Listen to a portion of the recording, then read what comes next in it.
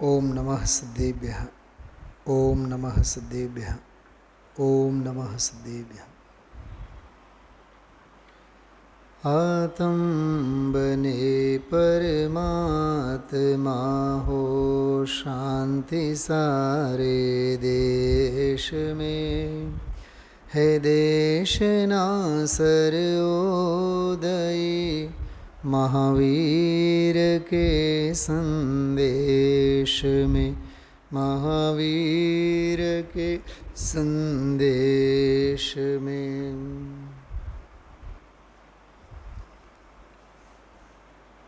સમગ્ર જિનાગમ જે છે એ દેવશાસ્ત્ર ગુરુ ત્રણેયની ભક્તિ ભાવના, અહોભાવ અને વસ્તુ વ્યવસ્થાના મહિમા મંડનથી ભરપૂર છે. જેમ આપણે કોઈ મોબાઈલ અંગે એડ જાહેરાતો જોતા હોય તો એ મોબાઈલના ફીચર્સ અંગે, તો સિસ્ટમ અંગે, ફીચર્સ અંગે અથવા એના ઇન્ટરનલ બધા એપ્લિકેશન્સ અંગે સાંભળતા જ હોય છે આપણે, પણ એના મહિમા અંગે પણ ઘણું બધું એક વાક્ય બે વાક્યમાં આપણે સાંભળતા હોય. કોઈ પણ સાધન સામગ્રીની વાત હોય, સમજો કે મોબાઈલ જ ખરીદવાનું હોય તો મોબાઈલની ઉપયોગિતા, અને હવે તો એવું છે જાણે કે શાસ્ત્રોમાં 10 પ્રાણોની ચર્ચા આવે. ઇન્દ્રિય બલ, આયુ અને શ્વાસોચ્છ્વાસ. 5 ઇન્દ્રિય, 3 બલ, 8 આયુ અને શ્વાસોચ્છ્વાસ, 10. તો 10 પ્રાણોની જગ્યા હવે જો કોઈ શાસ્ત્ર લખવામાં આવે ને તો સંસારી જીવોનો એક 11મો પ્રાણ મોબાઈલ. એના વગર કદાચ હાથ પગ તૂટી જાય તો ચાલશે, એકાદ આંખ ફૂટી જાય તો ચાલશે, એક કાનેથી સાંભળવાનું જો ઓછું થાય તો ચાલશે, પણ મોબાઈલ વગર તો નહીં જ ચાલે. ટૂંકમાં એની અગત્યતા આપણા જીવનમાં કેટલી હદે થઈ ગઈ છે, કલ્પના માત્રથી જ આપણને ખ્યાલમાં આવે છે. ઘણીવાર મારી સાથે એવો બનાવ બનતો હોય, 12:30 ઉતાવળે સ્કૂલે નીકળી ગયા હોય, મોબાઈલ ચાર્જિંગમાં ઘરે મૂકેલો હોય,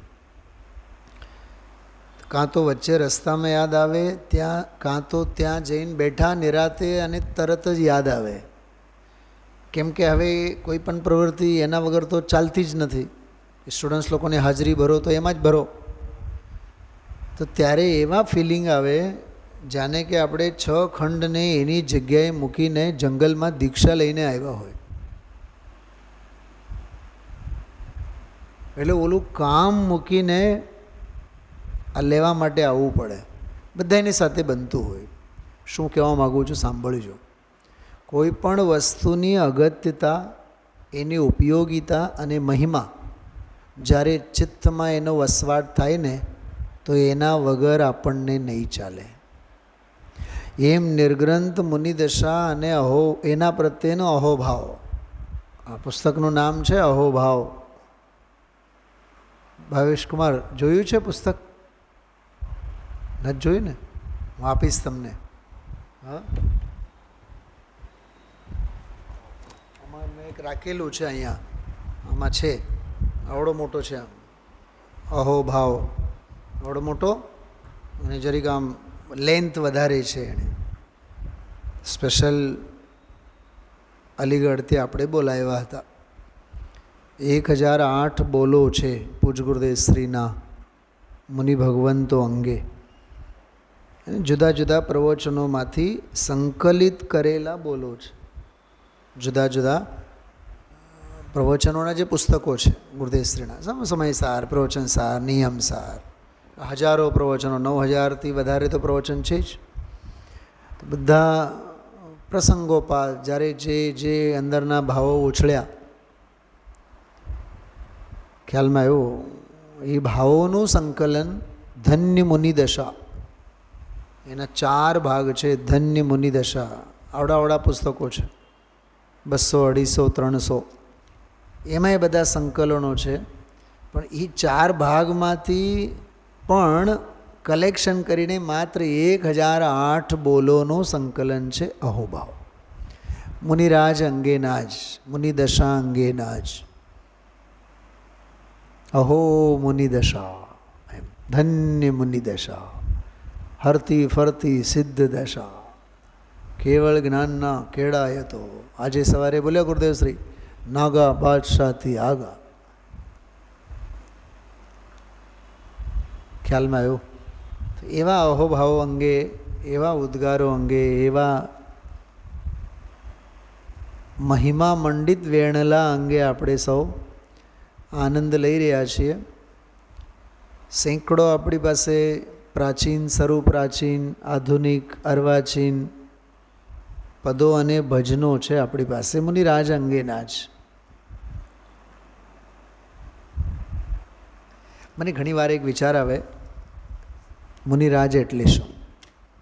કોઈ આપણને પૂછે, ઓચિંતાનો આપણને કોઈ પૂછે, IAS અને UPSCમાં એક્ઝામમાં આવા વિચિત્ર સવાલો પૂછવામાં આવે, તો આપણને કોઈ એવો વિચિત્ર તો ન કહેવાય, પણ કંઈક રહસ્ય ભરેલો પ્રશ્ન પૂછે, મુનિરાજ એટલે શું?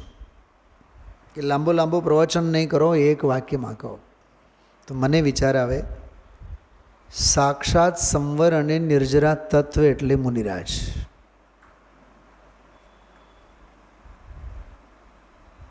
બીજો જવાબ એવો આપી શકીએ, દરિયામાં જેમ કિનારે મોજાઓ ઉછળે, એમ જેની પરિણતિમાં અતિન્દ્રિય આનંદના મોજાઓ ઉછળે, એનું નામ મુનિપણું.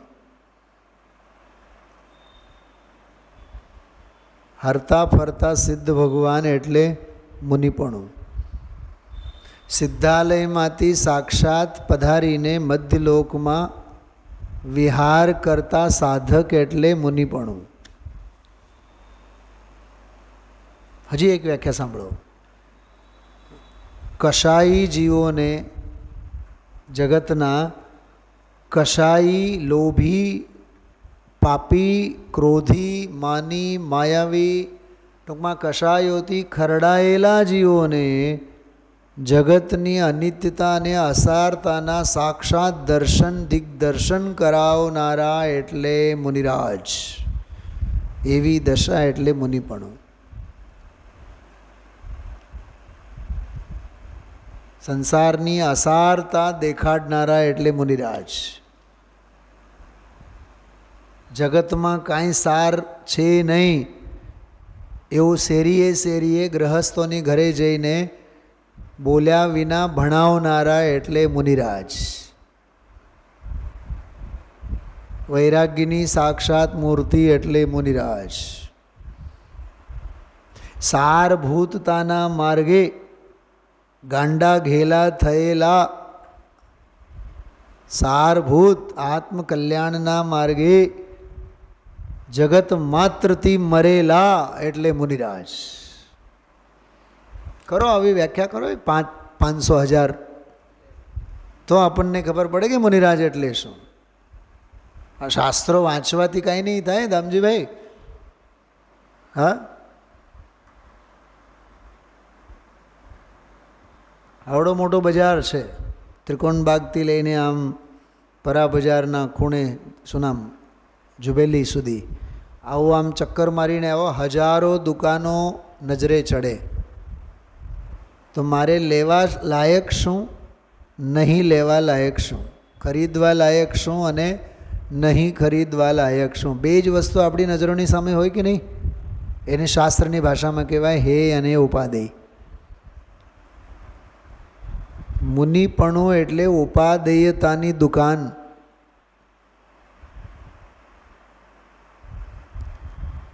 અને આખું જગત એટલે મહાહેયની દુકાન. શું કીધું?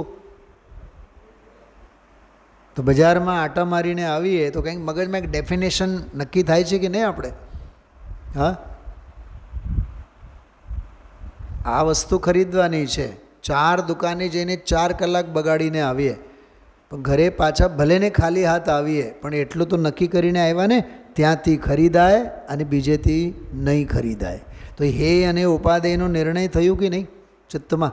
ખરીદશું તો આપણે પછી, પણ નિર્ણય તો એક નિર્ણય ઉપર તો પહોંચ્યા ને આપણે. એમ મુનિપણું એટલે મોક્ષ માર્ગના નિર્ણયનો જજમેન્ટ, નિકાલ છે. મોક્ષ માર્ગનો નિર્ણય છે કે હવે અમે જગતથી નાગા થઈને પહેરેલા કપડાને પણ ઉતારી ફેંકીને અમે જેવા બાળક હતા યથાજાત રૂપને અમે ધારણ કરશું. કોને ગણકારે છે? રાણીઓને ગણકારે ચક્રવર્તી. આજે ગુરુદેવશ્રી કેવા ચાપકા માર્યા હતા. ચક્રવર્તીના 8 વર્ષના રાજકુમારો વૈરાગ્ય લઈને જંગલમાં નીકળી પડે અને 80 વર્ષના શબ્દ ખબર શું બોલ્યા? ડહોરડા કરે એવું બોલ્યા શબ્દ. 80 વર્ષના હોય તોય હજી ધંધા અને વ્યાપારના ડહરડા કરે. વડીલોને સમજવા જેવું હતું વાક્ય. જેટલા જે આપણા બાપ દાદાઓને અને વડીલોને બહુ રસ હોય છે ને, 80, 90 વર્ષની ઉંમરમાં પણ, હા, ગુરુદેવ સીધો શબ્દ બોલ્યા હતા, ઢાંડલા જેવો શરીર હોય એવું બોલ્યા હતા. શું હોય ઢાંડલો? શું હોય ઢાંડો? શું હોય ગુજરાતીમાં? બળદિયો. બળદિયા જેવો શરીર હોય. બોલો 8 વર્ષનો રાજકુમાર તો વૈરાગ્યને લઈને જાય અને હજી આ લોકોના રાગની દુકાન બંધ ન થાય. મને સાચું કહું, મને ગુરુદેવશ્રી જ્યારે આવું કંઈક વૈરાગ્ય પ્રેરક અને જે અતિશય કડક ભાષામાં જ્યારે બોલે છે ત્યારે મને એક વિચાર આવે, આ જીવને હજી કેટલી સોટી મારવાની જરૂર છે. જ્ઞાન જ્ઞાનની જગ્યાએ છે અને રાગ રાગની જગ્યાએ છે. શાસ્ત્રોમાં સુવરનો દાખલો આવે. સુવરને લક્ષથી, સુવરને પીગ, ડુકર, સુવર, એને લક્ષ સાબુથી, મોતી સાબુથી ગમે તેટલો નહોડાવો ધોડાવો, એને હાચવો, તો એ આળોટવા માટે ક્યાં જશે? ક્યાં? વિષ્ઠામાં જ, ગંદકીમાં જ. ઉકરડો જ એનો 5 સ્ટાર હોટલ, ત્યાં જ જશે. વિષ્ઠા જ ખાશે, નાલીઓમાં જ ત્યાં પડ્યો પાથર્યો રહેશે. આવો દાખલો શાસ્ત્રમાં આપેલો છે. એટલી વીતરાગતાની, વૈરાગ્યની વાર્તા સાંભળતો હોવા છતાં પણ રાગ હટવાનું, છૂટવાનું, ઢીલું પડવાનું નામ નથી લેતો. એક વખત કૂતરાની પૂંછડી સીધી થાય પણ આની મથી કાંઈ વ્યવસ્થિત નથી થતી. તો સમજાય છે મુનિપણું, એનો એક ભાવ ભાષણ કરો તો જ ગુરુ ભક્તિ થઈ કહેવાય. બાકી ક્યાં રાગડા તાનવાથી ગુરુ ભક્તિ નહીં થાય. હા, હમણાં જે આપણે ભક્તિ સાંભળ્યું ને, કેટલું સરસ હતું. જોરી યુગલ કર ભૂદર વિનવે તીન પદ ઢોક હમારી. કેટલું સરસ કહે છે. જોરી યુગલ કર, હાથ જોડીને અમે, ભૂદરદાસજી કહે છે, અમે તીન પદ ઢોક હમારી, તે મુનિ ભગવંતોને અમે ઢોક દઈએ. કાં ખબર ભાવેશભાઈ? એનું કારણ પછીની લીટીમાં લખેલું છે. ભાગ ઉદય દર્શન જબ પાઉં તા દિન કી બલિહારી. અરે તે દિવસની ધન્ય ઘડીની બલિહારી છે ભાગ ઉદય. ત્યારે જ મારો ભાગ્યનો ઉદય થયો કહેવાય. દર્શન જબ પાઉં. અહોભાવ સાંભળવાનો વિષય નથી. અહોભાવ નજરે નિહાળવાનો વિષય છે. એ નજરે નિહાળવાનો વિષય કોકનો પરિણતિમાં વાગોળવાનો વિષય છે. વૈરાગ્યને વિતરાગતાનમાં ડૂબકી લગાડવાનો, અંઘોળવાનો વિષય છે. ખ્યાલમાં આવ્યું? એટલી માર્મિક વાત છે આ. હમણાં સ્વાધ્યાયમાં એક વાત આવી હતી ને કે શું વાત કરી હતી આપણે? એકીકરણ. એકીકરણ એમ કીધું હતું ને, એકીકરણ. એકીકરણ એટલે સાધારણીકરણ. એની સાથે આપણે તાદાત્મ્ય સાધીએ છીએ. એમાં અહોભાવ એટલે મુનિરાજ અને મુનિદશા અંગે આપણે તાદાત્મ્ય સાધવાની વાત છે. ગુરુદેવે પોતે પોતાના પુરુષાર્થે તાદાત્મ્ય સાધ્યો. આપણે આપણી રીતે તાદાત્મ્ય સાધવાનું.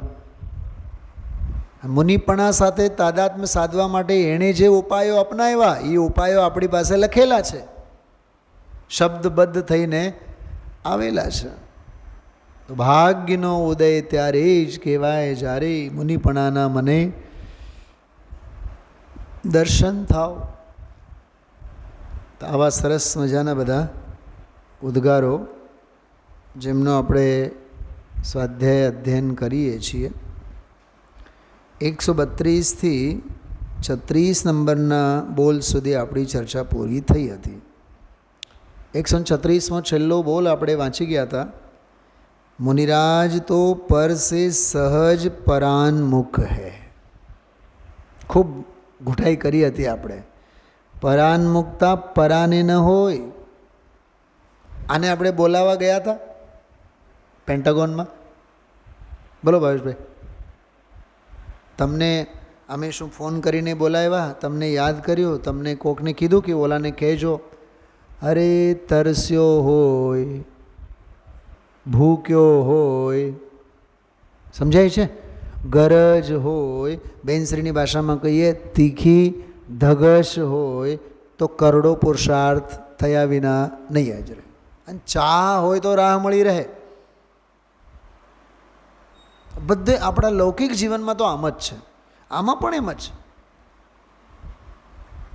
આમાં પણ એમ જ છે. તમને નવાઈ લાગે, અતિશયોક્તિ નથી કરતો હું.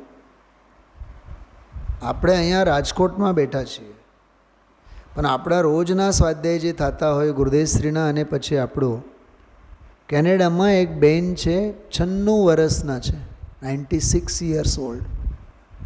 અઠવાડિયામાં 3 થી 4 વખત મને મેસેજ આવેલું જ હોય. મેં એને નથી જોયું અને મેં નંબરે નથી આપ્યો મારો. એણે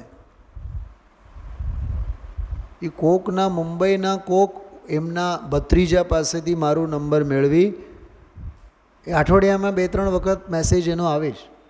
આજે તમે આમ કીધું, આજે ઓલી વાત આવી, બહુ આનંદ આવ્યો. ઊભું થવાનું આ મન નથી થતું. શું કહેવા માટે આ દાખલો મેં આપ્યો? ચાહ હોય તો રાહ મળી રહે. ચાહ ન હોય તો પાડોશીએ ન આવે. ચાહ હશે તો 7 સમંદર પાર ત્યાં બેઠા હોય તોય ત્યાંથી જીવ કરી લે.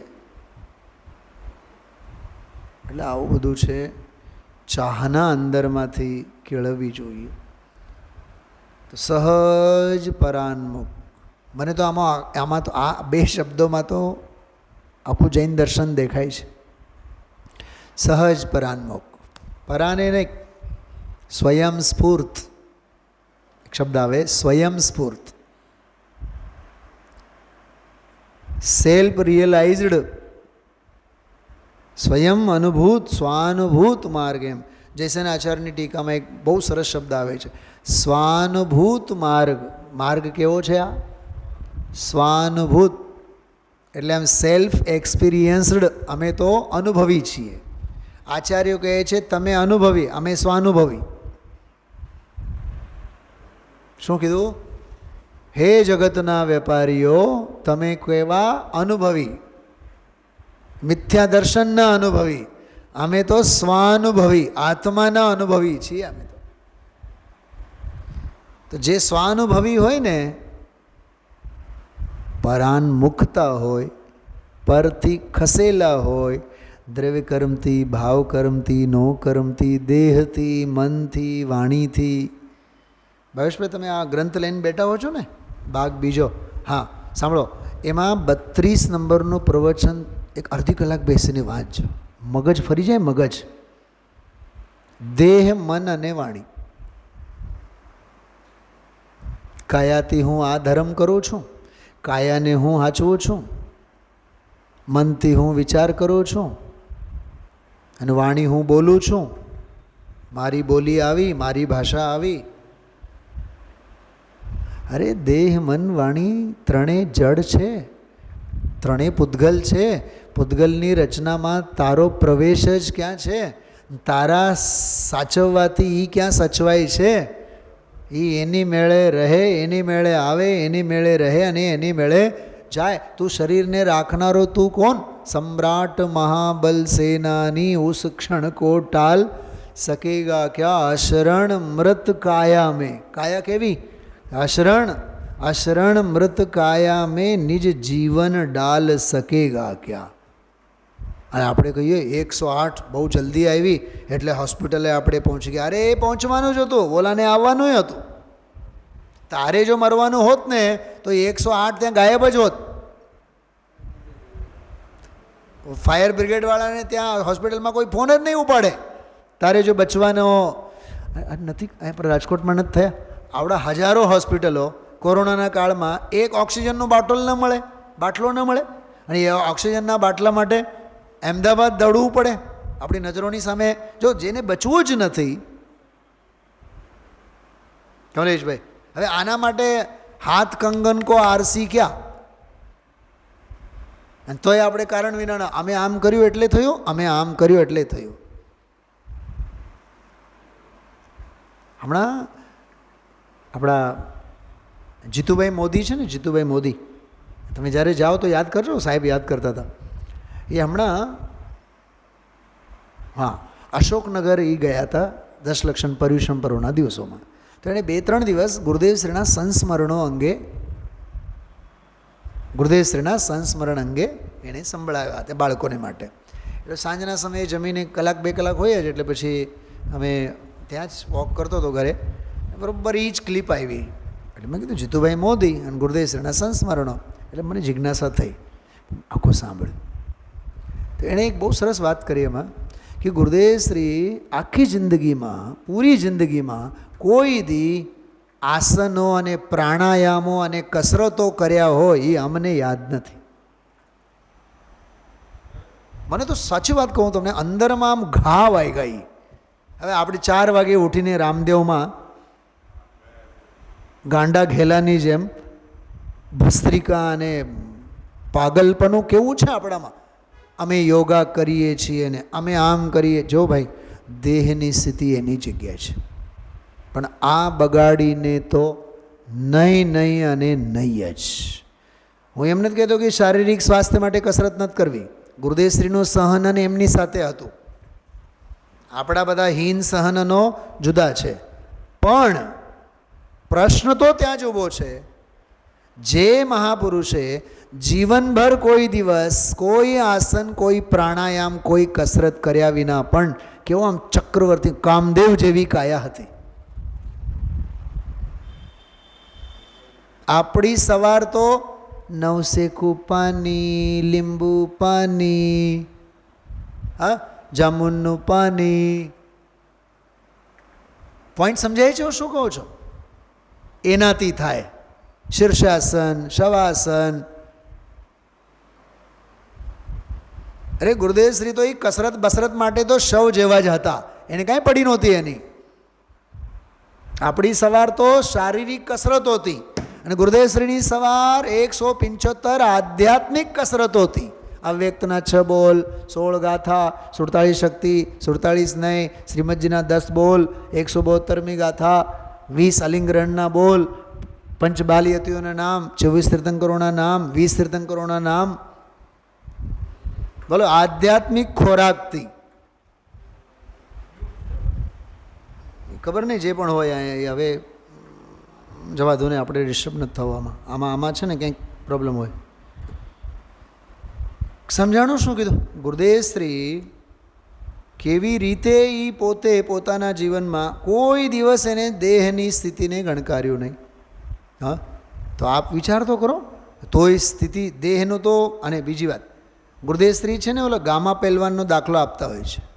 ગામા પહેલવાન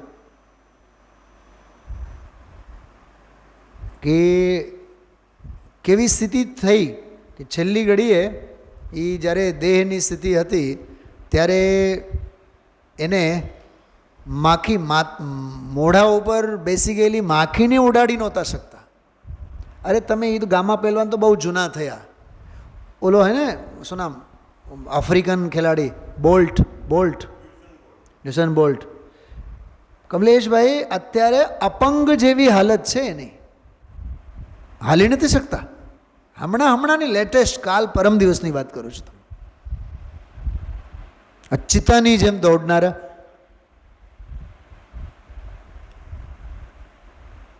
અરે દેહની સ્થિતિ છે. એટલે ગુરુદેવ શ્રીના જીવન ચરિત્રમાંથી મને એ જ વાત બહુ સ્પર્શી. ઓલી વાત કે જીવનભર કોઈ દિવસ શારીરિક શ્રમ, શારીરિક કસરત, શારીરિક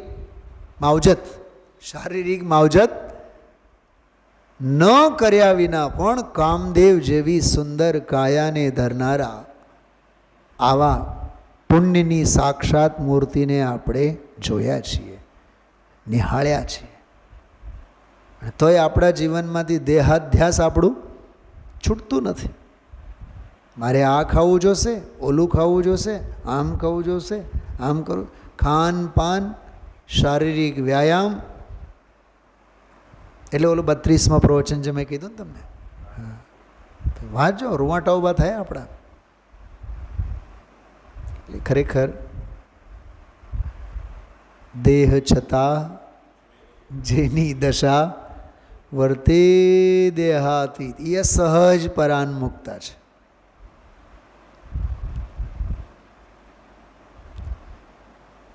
બીજો એક સહજ એક્ઝામ્પલ મગજમાં આવે છે. આપણે લૌકિક વ્યવહારમાં જેને બુદ્ધિપૂર્વક ભૂલી જવા માગતા હોય છીએ, હવે મારે યાદ નથી કરવું, હવે મારે વાત નથી કરવી, એ રહી રહીને માથા પર એ સવાર હોય અને સહેજે એ જાતનો અભ્યાસ જ છૂટી જાય તો આપોઆપ એ બધા વિસ્મરણના ખાતામાં સહેજે વયા જાય. પછી યાદે નહીં આવે. યાદ શું, વિકલ્પ પણ કોઈ દી નહીં આવે.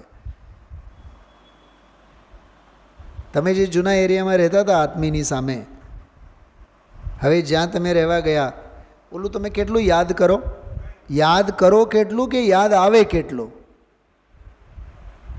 યાદ જ નહીં આવે, વિકલ્પ જ નહીં આવે એના અંગે. એટલે જ જ્ઞાનીઓએ કીધું ને, કરવું જોઈએ જેનું સ્મરણ, કરી રહ્યા છીએ એનો નિત્ય વિસ્મરણ. એટલે જ તો ભાવમરણ થઈ રહ્યા છે. એટલે સહજ પરાન્મુક્તા, બહુ સરસ શબ્દ છે, સહજ પરાન્મુક્ત.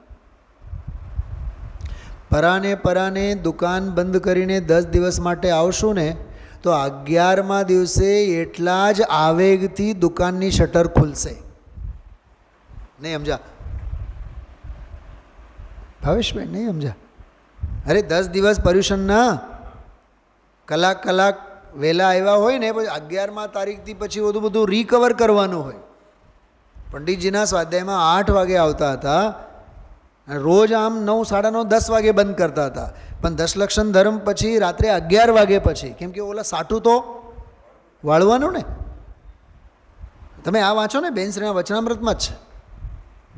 જ્ઞાન વિનાનો વૈરાગ્ય જે છે રૂંધાયેલી કશાય છે. એ રૂંધાયેલ કશાય છે. નાલીમાં પાણી જાય ને, ક્યાંક ડુચ્ચો એમાં આવેલો હોય, ત્યાં ને ત્યાં સચવાયેલો રહે. અને પછી જો ડૂચો જ્યારે નીકળે, મિચ્છામી દુક્કડમ સાથે 11મા દિવસે જ્યારે ડૂચો નીકળે પછી કેવો પ્રવાહ હોય પાણીનો. અરે તમે લોકો તો ઉપવાસ અને પારણાના તો નાટક જોયા છો ને. 8 દિવસ અઠાઈના ઉપવાસ કરે, 10 દિવસ ઉપવાસ કરે, 10 દિવસ લીલોતરી નહીં બને, ન ફ્રૂટ ન લીંબુ, કાંઈ કોઈ વસ્તુ જ નહીં. પછી 11મા દિવસે થાળીમાં 4 શાક ક્યાંથી આવ્યા, 56 ભોગ ક્યાંથી આવ્યા. અને હવે તો આપણું તો ફેન્સી પારણું થઈ ગયો છે 5 સ્ટાર હોટલમાં. તમે વિચાર કરો કેવો દંભ અને કેવો આડંબર. એ સહજ પરાન્મુક્તા ન કહેવાય, એ પરાને પરાને પરાન્મુક્તા. ખ્યાલમાં આવે છે? સહજતા એ સરળતા છે, અસહજતા માયાચારી છે. એક ભાવદીપિકા શાસ્ત્ર છે પંડિત દીપચંદજી કાસલીવાલ સાહેબનું. એમાં એક એટલી સરસ વાત છે. હમણાં હું કેટલાક દિવસોથી એનો પર્સનલ વાંચન સ્વાધ્યાયમાં હું વાંચું છું. તો અનંતાનુબંધી ક્રોધ, અનંતાનુબંધી માન, અનંતાનુબંધી માયા, અનંતાનુબંધી લોભ, એમાંય લોક વિરુદ્ધ, રાજ વિરુદ્ધ, ધર્મ વિરુદ્ધ. અનંતાનુબંધી ક્રોધમાં લોક વિરુદ્ધ, ધર્મ વિરુદ્ધ, રાજ્ય વિરુદ્ધ, એવા બધા પેટા પ્રકરણો છે. તો અનંતાનુબંધી રતિ, અનંતાનુબંધી અરતિ, એવાય પોઈન્ટ છે એમાં. એ નવ કશાય છે ને, રતિ, અરતિ, શોક, ભય, જુગુપ્સા વગેરે. તો એમાં અનંતાનુબંધીનો પાવર કેવું કામ કરતું હોય. રતિ આપણને એમ લાગે ને આ તો સામાન્ય છે, પણ એમાં એ રતિના સંદર્ભમાં અનંતાનુબંધી રતિ કોને કહેવાય? જો સાંભળો, સપ્ત व्यसनों को अति आसक्त होकर सेवन करना, रति છે ને रति, પણ अनंतानुबंधी रति. पंच इंद्रियों के विषयों में बहुत आसक्त रहना. કેટલાય નથી હોતા ખાવું ખાવું ખાવું ખાવું ખાવું ખાવું ખાવું, ખાઉદ્રી વૃત્તિ. મોડું બંધ જ ન હોય. એમાંય ઘરમાં હોય તો પછી આખો દિવસ ચાલો, એટલે ઘરના વચ્ચે વળે એ સારું કે તમે રોજ નોકરીએ જાઓ. નહીં તો હાલતા ચાલતા ચા મૂકો તો, કોફી મૂકો તો. એટલે કેટલી આહાર સંજ્ઞા વિચાર કરો તમે. હા, તો કહે છે 5 इंद्रियों के विषयों में बहुत आसक्त रहना.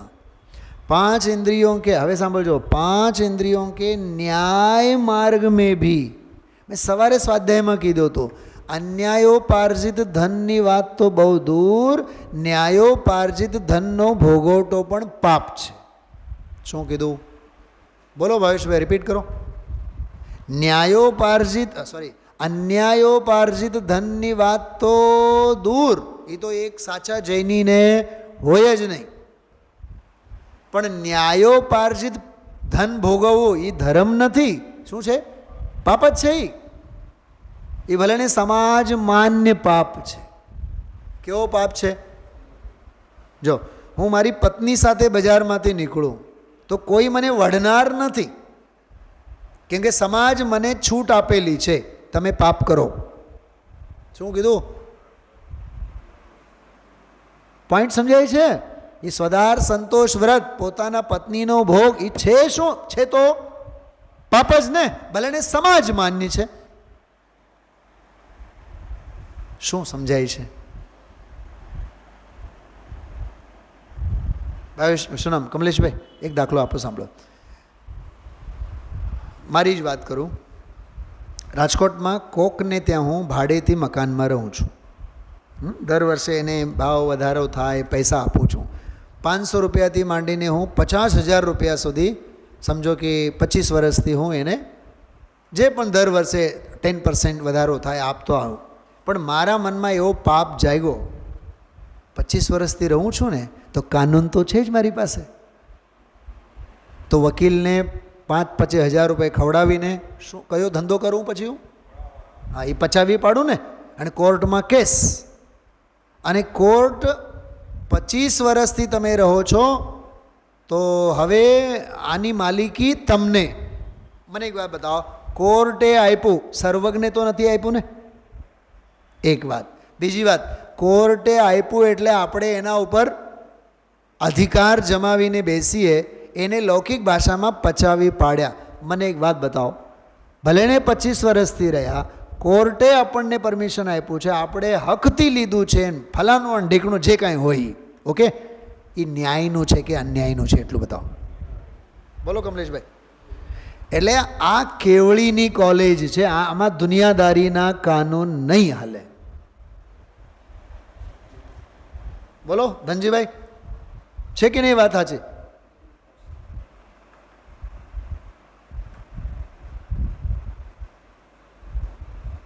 શું રાજુભાઈ? હમણાં 10 લક્ષણ પર્વ પછી હવે ધીમે ધીમે ધીમે ધીમે ધીમે દિવસ ઘટતા જાય. સવારે 6:30ની જગ્યા 6:45ની જગ્યા 6:30, 6:30ની જગ્યા 6:15, સૂર્યોદયનો આખો ક્રમ. મને એક વાત બતાવો, પ્રક્ષાલના સંદર્ભમાં જે વિધિ વિધાન છે એમાં એ કાલચક્ર પ્રમાણે આપણા સમયમાં ફેરફાર થવો જોઈએ કે નહીં? નહીં, અમારો તો નિયમ 6:30 એટલે 6:30. એમ હાલે? બોલો કમલેશભાઈ, બતાવો. તમે એક મિત્ર તરીકે તમને પૂછું છું.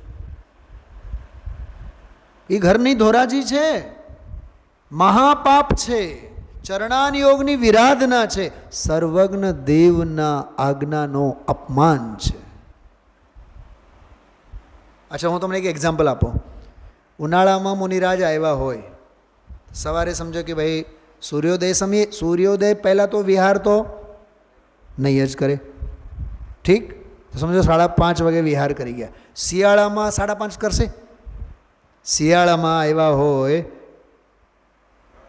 તો 5:30 વાગે કરશે, કેમ કે સૂર્યોદય 7 વાગે થાય, તો વિહાર કેટલા વાગે કરશે? નિયમથી 7 પછી જ કરશે કે નહીં? તો દેશકાળ પ્રમાણે એમની ચર્યા અને વિહારમાં વિવેક છે કે નહીં? તો આપણી ક્રિયાઓમાં કેમ નથી? કેમ કે અમારે જીનવાણીનું માનવું નથી, અમારે આગમનું માનવું નથી. એના માટે જ કૃપાળુદેવે લખ્યું છે, અનાદિકાળથી આ જીવે શાસ્ત્રાનુસારે વૃત્તિ કરી નથી, વૃત્તિ અનુસારે શાસ્ત્રો વાંચ્યા છે.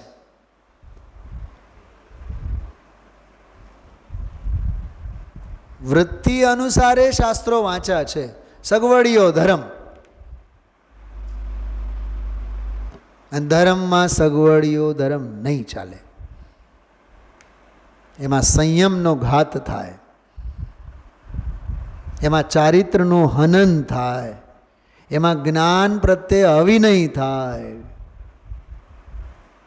યથાર્થ શ્રદ્ધા લોપાય. પોઈન્ટ સમજાય છે? હા, તો એવું બધું આ છે વિષય कि न्याय 5 इंद्रियों के न्याय मार्ग में भी धर्म अर्थ पुरुषार्थ बिगाड़ कर अति आसक्त होकर के सेवन करना, अनंतानुबंधी रति. શું છે એ? અનંતાનુબંધી રતિ. ભારતની મેચ, ઇન્ડિયાની મેચ ઓમાન સાથે કે શ્રીલંકા સાથે હોય તો એટલો રસ ન પડે જેટલો રસ પાકિસ્તાન સાથે હોય ત્યારે પડે. એનો અર્થ શું થયું? અનંતાનુબંધી રતિ. જો કે શોખ તો મને છે, પણ એટલું ગાંડપણું નથી. કમલેશભાઈ, કેમ કે સ્કૂલ લાઈફમાં આપણે બધાએ, કોલેજ લાઈફમાં બધું રમત ગમત સ્પોર્ટ્સ સાથે તો આપણે સંકળાયેલા જ છીએ, પણ એટલી હદે ગાંડપણું ન હોય અનંતાનુબંધી રતિનો રૂપ ધારણ કરે. હા, કાનમાં ઓલા ભરેલા રેલવેની પાટા પાસેથી આમ પાસ થતા હતા. હવે રેલવે ઓલો ભેકડો તાણે તોય ભાઈ સાહેબ પાટા પરથી ઉતરે નહીં. હવે રેલવે માથેથી વયો જાય. બોલો શું શેનો ફળ? અનંતાનુબંધી રતિનો ફળ. મોબાઈલમાં એટલા બધા આપણે,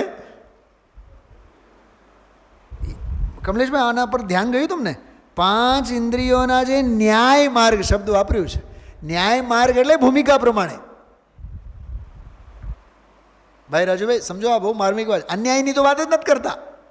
ન્યાય માર્ગમાં જે ધન વૈભવ પૈસા છે એના માટે પણ જે ન્યાયોપાર્જિત ધર્મ પુરુષાર્થ છે, કલાક 2 કલાક સત્સંગ સ્વાધ્યાય વગેરે, એને બગાડીને અને અર્થ પુરુષાર્થમાં જે અતિલોભ નહીં કરવો, ન્યાય નીતિથી अर्थ व्यवहार करवो, इन्हें पण बगाड़ीने अति आसक्त होकर के सेवन करना, धर्म में भी विषय कषाय पोषना. ओहो आ गजब. आ तो दीपचंद कासलीवाल साहेबे तो लख्યું છે, પણ આ જ સ્ટેટમેન્ટ પંડિત ટોડરમલજી સાહેબે વ્યવહારાભાસના મિથ્યાચારિત્રના સ્વરૂપમાં લીધું છે. ધર્મના માર્ગે, ધર્મના કામમાં પણ શેનું પોષણ કરે? વિષય કહે. અમારું નામ થવું જોઈએ, અમારું નામ બોલાવવું જોઈએ. તમે બીજાના તો નામ બોલાવ્યા, અમારા નામની તો જાહેરાત તમે કરી જ નહીં. બીજા બધાના નામ ત્યાં લખી લીધા છો, અમારું જ નામ તમે નથી લખ્યું. આ બધો અનંતાનુબંધી ધર્મમાં વિષય કશાયનું પોષણ છે.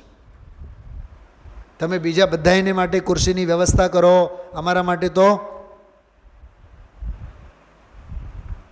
તમે અમને બોલાવો જ નહીં, તમે અમારું નામ જ ન લો. આ બધું શું છે? ધર્મમાં વિષય કશાય. અમે લાખ ખર્ચા, ઓલા લાખ ખર્ચા, એને તો માળા પહેરાવી, અમને તમે તો અમારું તો નામ એ ન બોલ્યા.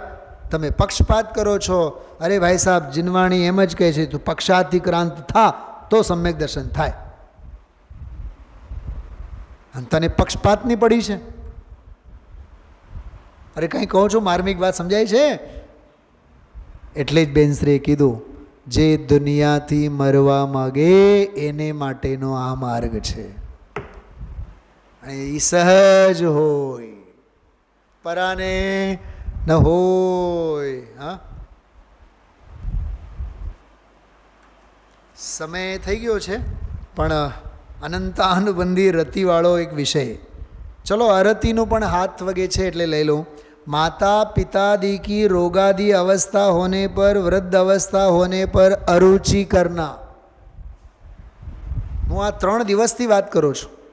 ઘરડા મા બાપની સેવા ન કરે એ ગ્રહિત મિથ્યાત્વી છે. સત્તા સ્વરૂપ પુસ્તકમાં લખેલું છે પંડિતજીએ 150 વર્ષ પહેલાં. આમાં તો અણગમોવાળું લીધું.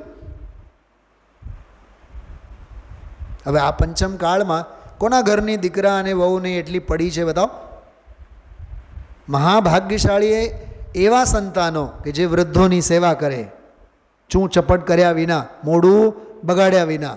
અને મહાભાગ્યશાળી ઓલા છે, પુણ્યશાળી એવા છે મા બાપ, ઘડપણમાં પથારીવશ બધું થતું હોય અને દીકરા અને વહુ બરાબર એની સેવા કરે. જો એની વાત કરે છે, મા બાપ વૃદ્ધ થયા બાદ એમના પ્રત્યે અરુચિ થવી. પાપ કા ઉદય હોને પર બંધુજન, भाई भाई मित्रों, साधर्मियों थे અને મહાન પુરુષોથી અરુચિ કરવી અનંતાનુબંધી અરતિ છે. તમને એક દાખલો આપું છું હમણાં. ધર્મ કે અંગોं से અરુચિ કરના. પૂજામાં રસ ન હોય, કમલેશભાઈ, સંયમની વાત આવે તો એમાં મોઢું બગાડે. રાત્રિ ભોજનના ત્યાગ ઉપર પંડિતજી જો ઉત્તમ ત્યાગ ધર્મના દિવસે સ્વાધ્યાય લે, અરે યાર આજે તો બધું ખાવું અને નહીં ખાવું અને એ જ બધી વાતો આવી. આત્મા ક્યાં ખાય છે? અને એવું બોલનારો સૌથી પહેલાં ઇમ્પિરિયર હોટલમાં રાત્રે 11 વાગે જમવા જાય, ધામા નાખે ત્યાં.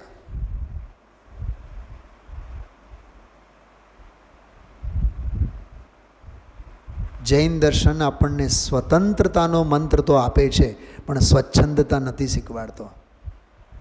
અને આપણે સ્વતંત્રતાના નામે આપણે સ્વચ્છંદતાનું પોષણ કરીએ છીએ. શું ભાવેશકુમાર, આ પોપાભાઈનું રાજ્ય નથી.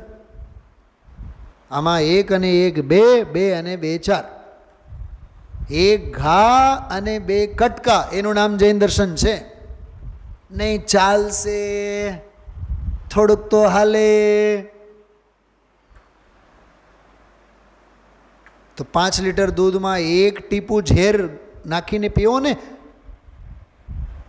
હા, નહીં હાલે. આ રાજમાર્ગ છે. धर्म में भी विषय ये थयो. हाँ, धर्म के अंगों से अरुचि करना, संयम न गमे, शील न गमे, हाँ, સાદાઈથી રહેવું ન ગમે. જો પોતાની છાતી ઉપર હાથ મૂકીને વિચાર કરજો. આરાધનાના દિવસોમાં અરે ઘરેણાઓ નહીં, આ રંગબેરંગી કપડાં નહીં, સાદગી, શાંતિ, ધવલતા, સાદાઈ વિચારોમાં, કાયામાં ન હોવી જોઈએ. ધર્મના અંગોનો લોપ કરે, છોડ દેના, બોલો, એને છોડી દે અને એનાથી છૂટો પડે તો કે છે અનંતાનુબંધી અરતી કશાય છે. કઈ કશાય કહેવાય એને?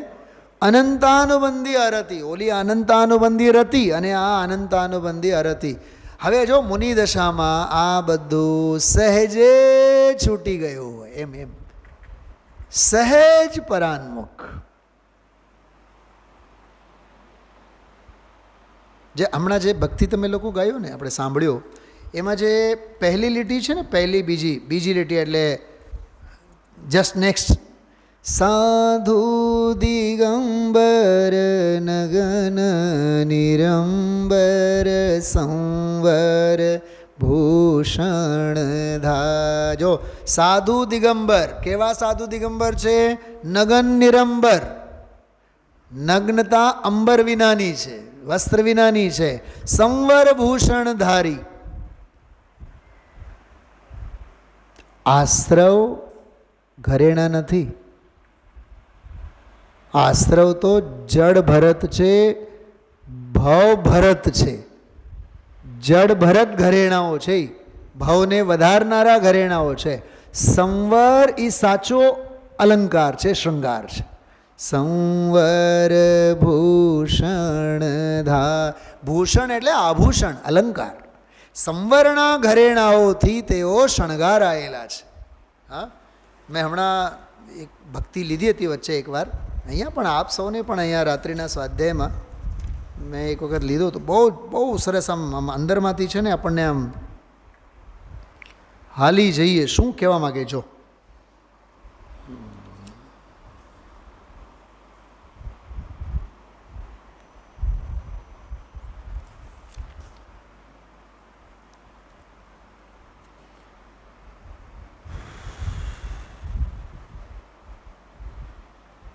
જો એક જ કડી હું લઉં છું અત્યારે.